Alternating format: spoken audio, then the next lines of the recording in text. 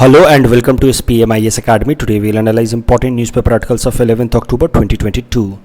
Please note you can download the PDF version of today's newspaper analysis by clicking the link given in the comment section. You can also join our WhatsApp group through the link given in the description section for more study materials. This is the list of the topics that we will be covering from today's newspaper. The first article is about pilot launch of e-rupee and this topic is important from our syllabus GS paper 3 Indian economy point of view.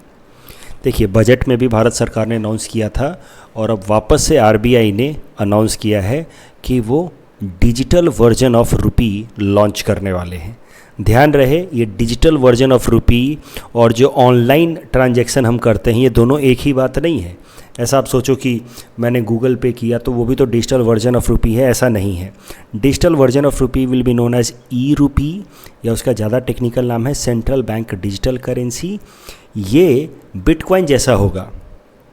जैसे bitcoin आप जानते हैं एक तरीके का digital currency, वैसे ही रुपया का हमारा एक डिजिटल फॉर्मेट होगा जो डिजिटली सेव होगा या डिजिटली हम उसको एक जगह से दूसरी जगह ट्रांसफ़र कर सकते हैं. तो ये बिल्कुल हमारे फिएट करेंसी जैसा ही होगा. फिएट करेंसी हम इनको कहते हैं, इन नोटों को कहते हैं फिएट करेंसी. फिएट का सरल सा मतलब होता है ऑर्डर. तो भारत सरकार के ऑर्डर से छपने वाले ये नोट हो जाते हैं फिएट करेंसी. तो ये जो डिजिटल करेंसी होगी it will be just like our fiat currency and it can be exchanged और it will be exchangeable with fiat currency as well. सिर्फ इनका फॉर्म डिफरेंट होगा. हमारी फिएट करेंसी जो होगी वो फिजिकल फॉर्मेट में होगी जबकि digital currency of course digital format में होगी and it will be accepted as a medium of payment. तो आगे से अगर आपके पास कुछ डिजिटल करेंसी होगी तो आप उसको पेमेंट के तौर पे इस्तेमाल कर पाएंगे and it will be safe to store और इसको आराम से हम एक जगह से दूसरी जगह ट्रांसफ़र भी कर पाएंगे. अभी ये जो सेंट्रल बैंक डिजिटल करेंसी है इसको दो ब्रॉड कैटेगरी में कैटेगराइज किया है आरबीआई ने कि दो तरीके से आएगा. इसके दो पार्ट होंगे. एक होगा wholesale central bank digital currency, एक होगा retail central bank digital currency.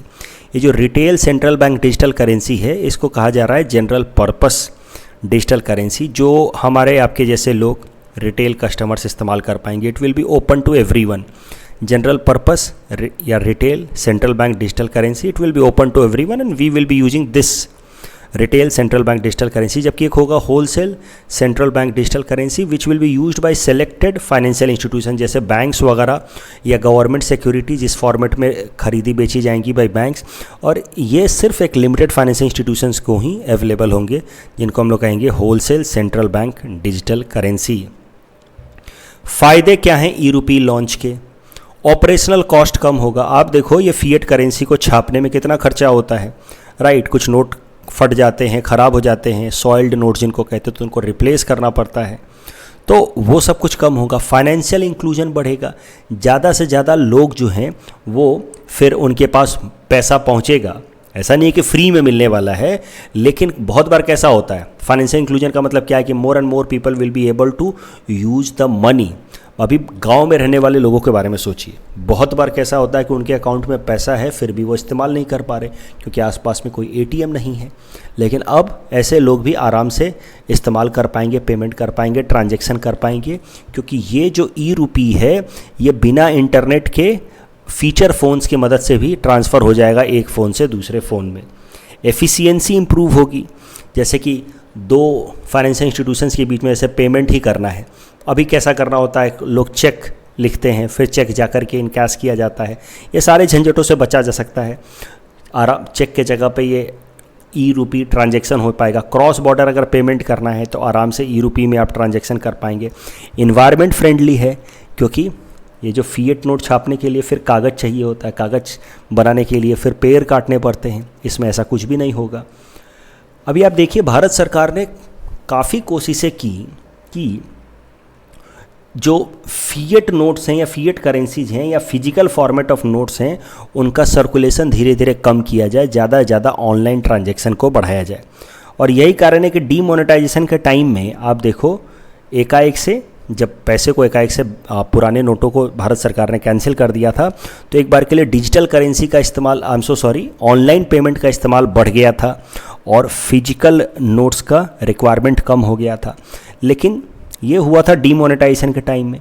फिर उसके बाद से धीरे धीरे फिजिकल नोट्स के रिक्वायरमेंट्स बढ़ने लगे और ऑनलाइन ट्रांजैक्शंस कम होने लगे। भारत सरकार ये नहीं चाहती है। भारत सरकार चाहती है कि ज़्यादा से ज़्यादा ऑनलाइन ट्रांजैक्शन हो, और या तो फिर अब भारत सरकार चाहेगी कि ज़्यादा से ज़्यादा डिजिटल करेंसी में ट्रांजैक्शन हो। देखिए, फिजिकल नोट्स के ट्रांजैक्शन से एक तो प्रॉब्लम है कि उसका मेंटेनेंस का प्रॉब्लम है, नोट को रिप्लेस करना पड़ता है तो ऑपरेशनल कॉस्ट है। उसके अलावा जितना भी ब्लैक मनी है ये फिजिकल नोट्स में ही तो होता है। ज़्यादातर ब्लैक मनी कैश के फॉर्मेट में ही तो होता है। आप ऑनलाइन ट्रांजैक्शन करेंगे तो ब्लैक मनी तुरंत पकड़ा जाएगा, आपसे बैंक तुरंत पूछ लेगा कितना पैसा कहाँ से आया, क्यों आप इस अकाउंट से दूसरे अकाउंट में ट्रांसफ़र कर रहे हैं। सिमिलरली अगर डिजिटल करेंसी आप ट्रांसफ़र करेंगे तो तुरंत ट्रैक कर लिए जाओगे। तो सरकार कहीं ना कहीं ब्लैक मनी के सर्कुलेशन को कम करने के लिए, और बाकी सारे जो फ़ायदे हैं वो तो हैं ही हैं डिजिटल करेंसी के या फिर ऑनलाइन ट्रांजैक्शन के, इन सब फ़ायदों के लिए भारत सरकार चाहती है कि फ़िजिकल करेंसी की सर्कुलेशन कम हो और ज़्यादा से ज़्यादा ऑनलाइन ट्रांजैक्शन हो या डिजिटल करेंसी में ट्रांजैक्शंस हों। The next article is about Iranian hijab movement, and this topic is important from our syllabus GS paper 4 ethics and integrity point of view। देखिए, ईरान के अंदर क्या हुआ लगभग एक सप्ताह पहले। वहाँ की एक लेडी थी, एक गर्ल महसा अमीनी, उनको वहाँ की मोरल पुलिस ने अरेस्ट किया, डिटेन किया फॉर नॉट वियरिंग हिजाब। तो मोरल पुलिस क्या होती है हम आगे ज़रा देखेंगे, लेकिन अभी आप समझिए कि she was detained, she was arrested, और फिर उनको टॉर्चर किया गया लगभग 72 घंटों तक। और क्यों टॉर्चर किया गया? Because she was not wearing hijab, and a result of that torture she died. और उसके बाद पूरे दुनिया भर में प्रोटेस्ट शुरू हो गए, not just in Iran. Iran में तो वहाँ की गर्ल्स या लेडीज़ तो प्रोटेस्ट कर ही रही हैं, पूरे दुनिया भर में ये प्रोटेस्ट शुरू हो गया अगेंस्ट ईरान गवर्नमेंट। और ये प्रोटेस्ट दिन प्रतिदिन अग्रेसिव होता जा रहा है। विमेन जो हैं अपने अब हिजाब या हेड स्कार्फ्स को ओपनली जला रही हैं, and people across the world and women in Iran specially are protesting against the morality police of Iran. क्या है मोरालिटी पुलिस ईरान की?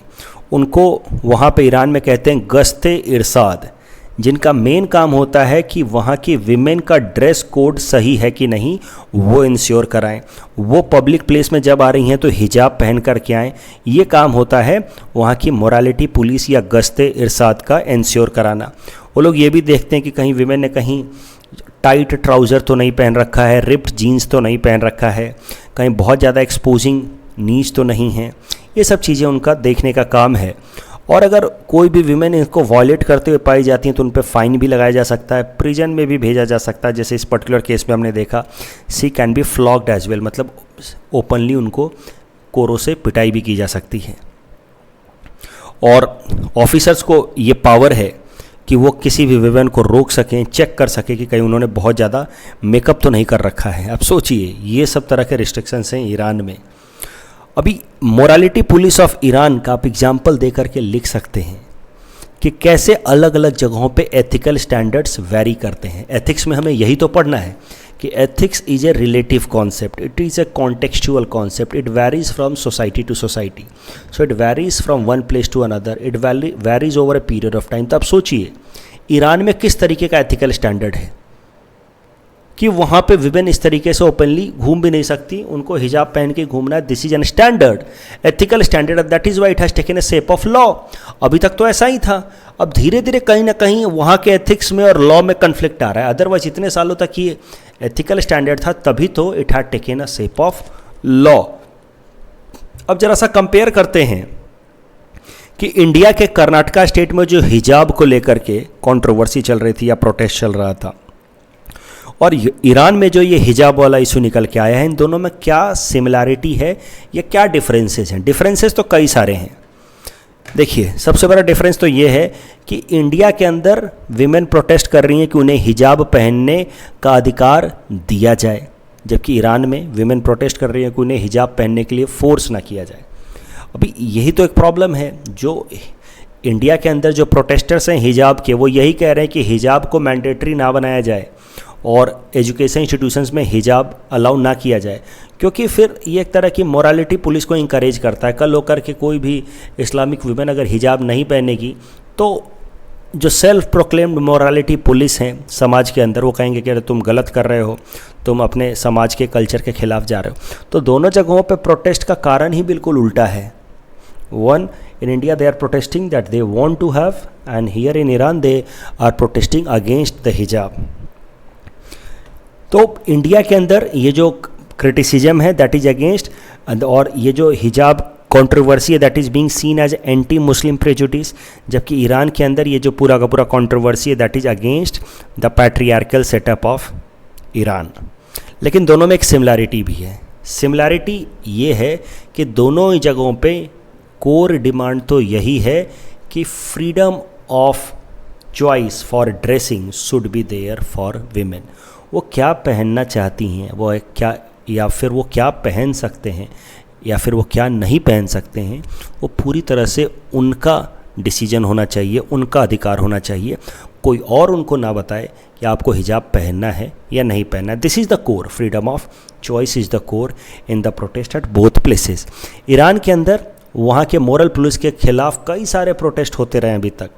ये नाम थोड़ा सा याद कर लीजिएगा प्रीलिम से पहले, हो सकता है कि आपसे सीधा सीधा पूछ ले। White Wednesdays, girls of revolution street या माई स्टील दी फ्रीडम, ये सब प्रोटेस्ट ईरान में चलते रहे हैं। हो सकता है आपसे पूछ ले कि these protest recently seen in news belong to which country. Correct answer would be Iran. The next article is about Nobel prize in economics and this topic is important from our syllabus GS paper 3 economics point of view. सबसे पहले ज़रा समझते हैं Nobel prize in economics के बारे में। देखिए, जो ओरिजिनल नोबेल प्राइज़ हैं वो सिर्फ 5 फील्ड्स में दिए जाते हैं: medicine, physics, chemistry, literature and peace. Nobel prize in economics जैसी कोई चीज़ ओरिजिनली होती नहीं है। नोबेल प्राइज़ कैसे स्टार्ट हुआ वो समझिए। इन्वेंटर या साइंटिस्ट एल्फ्रेड नोबेल ने जितने भी पैसे कमाए थे, मरते वक्त उन्होंने अपनी वसीयत बनाई, विल बनाई, जिसमें उन्होंने लिख दिया कि अब ये पैसों का इस्तेमाल किया जाएगा हर साल इन 5 फील्ड में जो लोग भी एक्स्ट्रॉर्डनरी काम कर रहे हैं उनको रिवॉर्ड देने के लिए। और फिर शुरू हुआ नोबेल प्राइज़, और फिर नोबेल प्राइज़ कमेटी बनाई गई, और नोबेल प्राइज़ फिर हर साल मेडिसिन, फिजिक्स, केमिस्ट्री, लिटरेचर और पीस में दिया जाने लगा। उनके विल में इकोनॉमिक्स का जिक्र नहीं है। तो इकोनॉमिक्स का जो प्राइज़ दिया जाता है एक्चुअली उसका नाम है Sveriges Riksbank prize in economic science, and this is given in the memory of Alfred Nobel. यानी कि एल्फ्रेड नोबेल को याद करते हुए उनके रेस्पेक्ट में यह प्राइज़ दिया जाता है, बट ये एल्फ्रेड नोबेल के विल के हिसाब से ये प्राइज़ नहीं दिया जाता है।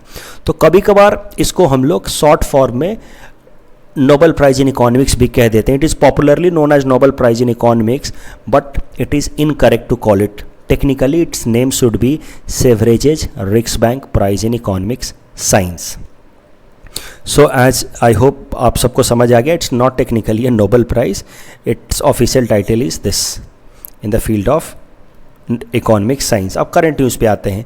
Nobel prize in economics 2022 has been given to these 3 people in joint manner: Ben S Bernanke, Douglas W Diamond, Philip H Dybvig. मैंने आपको हमेशा ही कहा है कि ये नाम इम्पॉर्टेंट नहीं है, टॉपिक्स इम्पॉर्टेंट हैं जिनके ऊपर ये प्राइज़ दिए गए हैं। तो ये प्राइज़ दिया गया इन तीनों लोगों को for research on banks and financial crisis, कि आखिर फाइनेंशियल क्राइसिस किसी देश में क्यों आते हैं, बैंक्स का उनसे क्या संबंध है। अगर आप बेन एस बर्नाके को देखें, जो यूएस के फेडरल रिज़र्व के चीफ रह चुके हैं, जैसे हमारे यहाँ की आरबीआई है उनका फेडरल रिज़र्व है, वहाँ के चीफ रह चुके हैं। उन्होंने एनालिसिस की है of the great depression of 1930s, one of the biggest economic slow down seen in the history of US. और फिर वहाँ पे उन्होंने ग्रेट डिप्रेशन ऑफ 1930s को जोड़ करके देखा है कि इसका क्या रोल है या फिर इसका क्या रिलेशन है with the failure of the banks. तो उन्होंने साफ साफ बताया कि banks are the most important aspect of any economy. अगर बैंक्स फेल होते हैं तो पूरी की पूरी इकोनॉमी फेल हो सकती है, और ये उन्होंने एनालिसिस करके बताया है इन ग्रेट डिप्रेशन। उसके अलावा Douglas W Diamond and Philip H Dybvig ने, इनकी जितनी भी रिसर्च है उसमें इन्होंने यही बात हाईलाइट की है कि जितने भी र्यूमर्स होते हैं बैंक्स फेलियर को लेकर के, कई दफ़ा आप सुनते हैं ना कि अफवाह फैल जाती है कि ये बैंक डूबने वाला है, बंद होने वाला है। ये र्यूमर्स जो होते हैं बैंक्स के लिए बहुत खतरनाक होते हैं, और बैंक्स का फेलियर र्यूमर्स के कारण हो जाता है बहुत बार, और बैंक्स का फेलियर से इकोनॉमी को निगेटिव इम्पैक्ट पहुंचता है। और समाज में अगर हम ज़्यादा सेंसिबल बने तो ये र्यूमर्स को रोक सकते हैं, जिससे बैंक्स के फेलियर को अवॉइड किया जा सकता है, जिससे इकोनॉमिक स्लोडाउन को रोका जा सकता है। इस पे इन्होंने रिसर्च किया है कि समाज में we need to be sensible about such rumours about failure of the banks. इस टॉपिक के बेसिस पे ये प्रीलिम्स प्रैक्टिस क्वेश्चन हमने आपको दे रखा है। Please attempt this question and you can submit the answer in the comment section. The next article is about Chandrayaan 2 that gauges sodium on the surface of the moon. And this topic is important from our syllabus GS paper 3 science and technology point of view, especially from the topic achievement of Indians in the field of science and technology. तो चांद पे अभी तक या चांद के लिए अभी तक हम जितने भी मिशंस हमने भेजे हैं या फ्यूचर मिशंस हैं हमारे, उनको एक बार जल्दी से रिवाइज कर लेते हैं। हमारा जो सबसे पहला मिशन है चांद के लिए वो था Chandrayaan 1, जिसको 2008 में इसरो ने भेजा था and it was an orbiter mission, मतलब चांद के अराउंड इसको ऑर्बिट करना था। और इसने Chandrayaan 1 ने प्रूव किया कि there is presence of water on the surface of moon. That is the biggest achievement of Chandrayaan 1। Chandrayaan 2 was quite dynamic and complex mission. इसमें कैसा है कि ऑर्बिटर भी था, एक लैंडर मिशन भी था जिसको चंद्रयान पे लैंड करना था या चांद पे लैंड करना था, और फिर एक रोवर मिशन भी था जो लैंडर से ही अटैच था, जो फिर लैंडर से निकल करके आता और फिर ऐसे रोव करता या मूव करता on the surface of moon. जैसा कि मैंने आपको बताया Chandrayaan 2 वाज क्वाइट कॉम्प्लेक्स। इसमें ऑर्बिटर तो था ही जिसको हम लोग कह रहे हैं Chandrayaan 2, फिर ऑर्बिटर से एक निकल करके आता है लैंडर जिसका नाम था विक्रम, और फिर विक्रम के अंदर कनेक्टेड था एक रोवर जिसको हम कह रहे हैं प्रज्ञान। प्रॉब्लम क्या है या क्या हुई Chandrayaan 2 के लॉन्च में कि ये जो विक्रम था, that was the lander Vikram, इसको सॉफ्ट लैंडिंग करनी थी मून सरफेस पे, आराम से जाकर के लैंड करना था, लेकिन ये सॉफ्ट लैंडिंग कर नहीं सका, जाकर के कोलाइड कर गया, हार्ड लैंडिंग किया, तब से जाकर के गिरा इस मून सरफेस पे और तब से ये डिसफंक्शनल हो गया।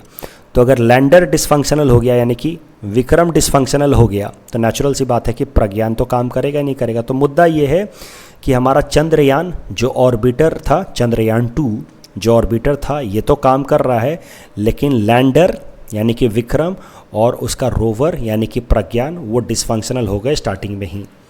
Chandrayaan 3 हम लॉन्च करने वाले हैं जो Chandrayaan 2 जैसा ही होगा, ऑर्बिटर, लैंडर एंड रोवर, लेकिन अभी इसको हम फ्यूचर में लॉन्च करने वाले हैं, which will be landing on the difficult side of the moon which is the south pole of the moon.